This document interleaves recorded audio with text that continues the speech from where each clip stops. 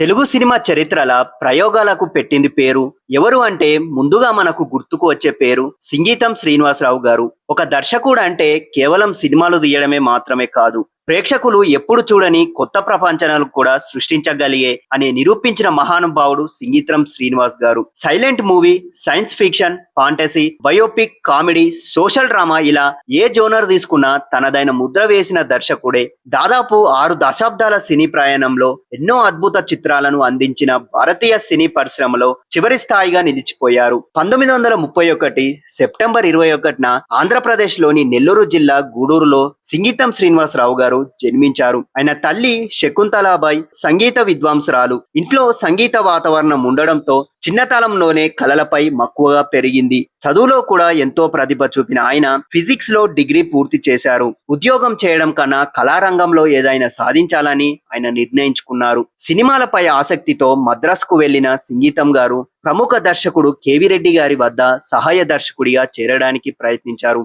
మొదట్లో అవకాశాలు రాకపోయినా తన పట్టుదలతో కేవి రెడ్డి గారిని మెప్పించారు. ఆ తర్వాత మాయాబజార్, జగదేక వీరుని కథ, శ్రీ కృష్ణార్జున యుద్ధం వంటి క్లాసిక్ చిత్రాలు నిర్మాణ సమయంలో సహాయ దర్శకుడిగా పనిచేశారు. ఈ అనుభవం ఆయనకు సినీ నిర్మాణంలో ప్రతి అంశాన్ని నేర్పింది. 1972లో నీతి నిజాయితీ సినిమాతో దర్శకుడిగా పరిచయం అయ్యారు. 1974లో తమిళంలో తెరకెక్కించిన దికేత్ర పార్వతి చిత్రం జాతీయ స్థాయిలో ప్రశంసలను అందుకుంది. ఈ సినిమా ఉత్తమ తమిళ చిత్రంగా కూడా జాతీయ అవార్డు గెలుచుకుంది. దర్శకుడిగా సింగీతం గారు ప్రతిభ దేశవ్యాప్తంగా గుర్తింపు పొందింది ఈ సినిమాతోనే. 1977లో వచ్చిన తరం మారింది సినిమా ఆయన కెరియర్ లో ఒక మరో మైలురాయిగా సమాజంలో మారుతున్న విలువలను చూపిస్తూ తెరకెక్కిన ఈ చిత్రం విమర్శకుల ప్రశంసలను అందుకుంది.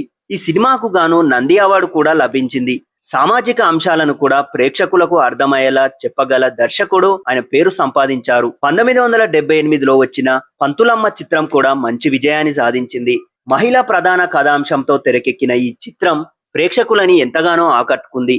అదే సమయంలో కమల్ హాసన్ గారితో ఏర్పడిన అనుబంధం ఆ తర్వాత ఎన్నో గొప్ప చిత్రాలకు కారణమయ్యింది. 1980లో కమల్ హాసన్ గారు డబల్ రోల్ లో చేసిన సొమ్మొక్కడి సోకొక్కడి సినిమాతో పెద్ద హిట్ అయ్యింది.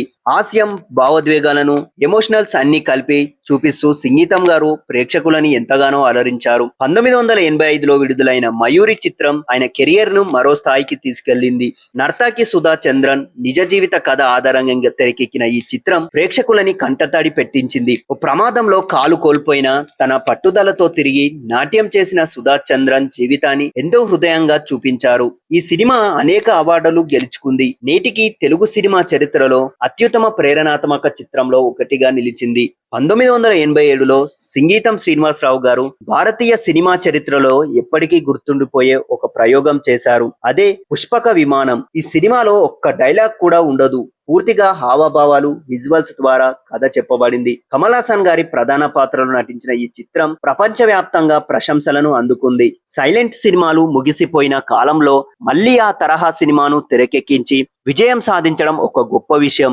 ఈ చిత్రం జాతీయ అవార్డును కూడా అందుకుంది. 1989లో వచ్చిన అపూర్వ సహోదరులు తమిళ తెలుగు ప్రేక్షకులను విపరీతంగా ఆకట్టుకుంది. కమల్ హాసన్ మరుగుజ్జు పాత్రలో నటించడం అప్పట్లో పెద్ద సంచలనంగా మారింది. సాంకేతిక పరిమితులు ఉన్న రోజుల్లో ఆ పాత్రను అద్భుతంగా చూపించి సింగీతం గారు తన ప్రతిభను నిరూపించారు. 1990లో మైకల్ మదన కామరాజు చిత్రాన్ని తెరకెక్కించారు. కమల్ హాసన్ 4 విభిన్న పాత్రలో నటించిన ఈ కామెడీ ఎంటర్టైనర్ ఇప్పటికీ క్లాసిక్ గా భావించబడుతుంది. కథనం, స్క్రీన్ ప్లే, కామెడీ టైమింగ్ ఈ చిత్రాన్ని ప్రత్యేకంగా నిలబెట్టాయి. 1991లో తెలుగు సినిమా చరిత్రలో అత్యంత ముఖ్యమైన చిత్రం ఆదిత్య 369 విడుదలయ్యింది. బాలకృష్ణ గారు హీరోగా నటించిన ఈ చిత్రం తెలుగు సినిమా తొలి సైన్స్ ఫిక్షన్ మూవీగా గుర్తింపు పొందింది. టైం మిషన్ ద్వారా గతం భవిష్యత్తులోకి ప్రయాణించే కథ అప్పట్లో ప్రేక్షకులని ఆశ్చర్యపరిచింది. శ్రీకృష్ణ దేవరాయల కాలాన్ని అద్భుతంగా చూపించడం, భవిష్యత్తు ప్రపంచాన్ని ఊహించడం వంటి అంశాలు ఈ సినిమాను క్లాసిక్ గా మార్చాయి.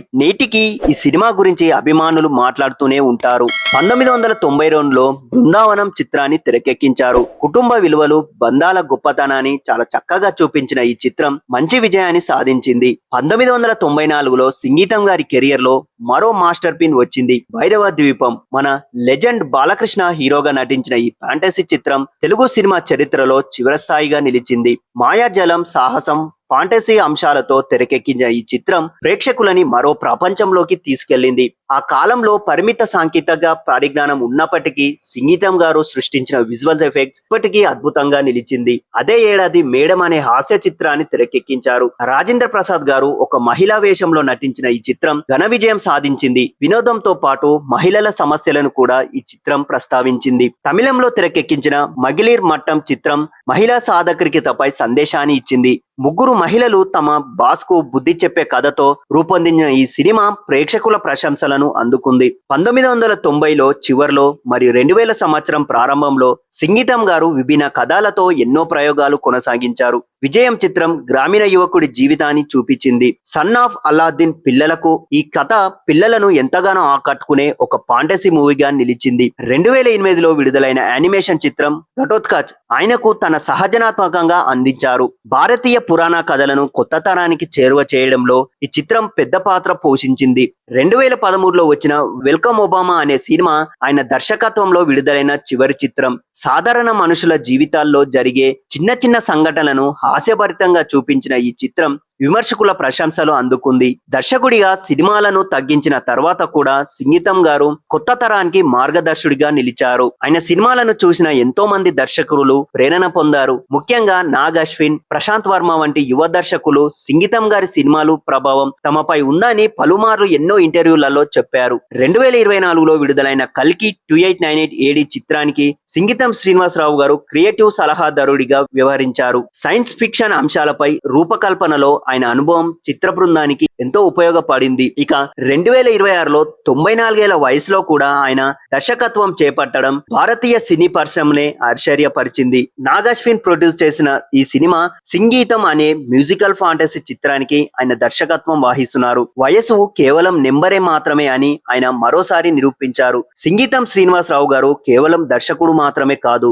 రచయిత, నటుడు, సంగీత దర్శకుడు, గేయ రచయితగా కూడా పనిచేశారు. ఆయన ప్రతి సినిమాలో ఏదో ఒక కొత్త అంశం కనిపిస్తుంది. అందుకే ఆయనను డైరెక్టర్ అని పిలుస్తారు. భారతీయ సినీ చరిత్రలో ఎంతో మంది గొప్ప దర్శకులు ఉన్నారు. ప్రతి సినిమాతో ఒక కొత్త ప్రయోగం చేసిన దర్శకులు చాలా తక్కువ. ఆ కొద్ది మందిలో సింగీతం శ్రీనివాసరావు గారు అగ్రస్థానంలో ఉంటారు. మయూరితో ప్రేరణ ఇచ్చారు. పుష్పక విమానంతో ఎంతో మందిని ఆశ్చర్యపరిచారు. ఆదిత్య 369తో భవిష్యత్తును చూపించారు. భైరవ దీపంతో కల్పిత ప్రపంచంలోకి తీసుకెళ్లారు. తెలుగు సినిమా ఉన్నంత కాలం సింగీతం శ్రీనివాస్ గారు పేరు చివరి స్థాయిగా నిలిచిపోతుంది. ఆయన తీసిన సినిమాలు కేవలం వినోదాన్ని మాత్రమే కాదు, ఒక సృజనాత్మక నిర్వచనంగా నిలిచాయి. కొత్త తరాల దర్శకులు ఆయన ఇప్పటికీ స్ఫూర్తియే. ప్రయోగాలకు మారు పేరు, సృజనాత్మలకు చిరునామా, భారతీయ సినిమా పరిశ్రమ గర్వించదగ్గ మహానుభావుడు మన సింగీతం శ్రీనివాసరావు గారు. ఆయన తీసిన సినిమాలలో మీకు నచ్చిన సినిమా ఏంటో మా కామెంట్ బాక్స్ లో కామెంట్ చేయండి.